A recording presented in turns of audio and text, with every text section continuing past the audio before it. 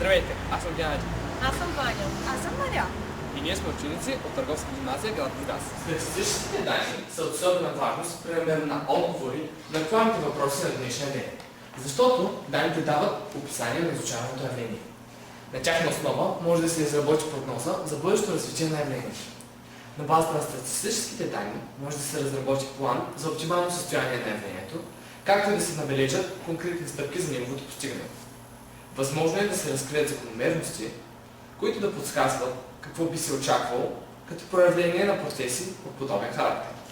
В съвременните условия данните имат важно значение за вземане на ефективни управленски решения за всички нива на управление.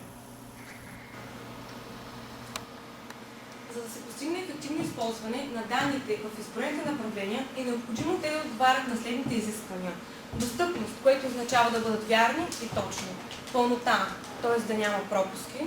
Актуалност означава те да не бъдат устарели към момента, в който се ползват. Сравнимост, т.е. да е възможно сравняването на явления от едни и същи вид, но за различни територии и време. Статистическите данни описват процесите и явленията в икономическия, обществения и културния живот, развитието на науката и техническия прогрес, както и състоянието на околната среда.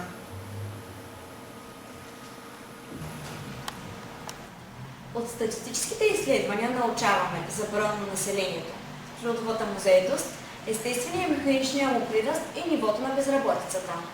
Данните характеризират основния макроекономически показател брутен вътрешен продукт, който показва състоянието на икономиката в страната и нейното положение в световната икономика. Статистическите данни показват състоянието на паричната маса и паричното обращение, дейността на банковите институции, държавния бюджет и местните бюджети. Данните описват състоянието на всички отрасли на икономиката – промишленост, търговия и селско стопанство. От статистическите данни научаваме за социалното и здравното осигуряване, както и за финансовото състояние на предприятията. Са основата на всички благородни намерения за подобряване на живота на гражданите и на обществото, като правят светът едно по-добро място за живеене. Работата в областта на статистиката е изпълнена с много трудности. Но ние осъзнаваме, че тя е жизненно важна за просперитета на съвременното общество, а за нас, изучаващи тази наука, тя е много интересна.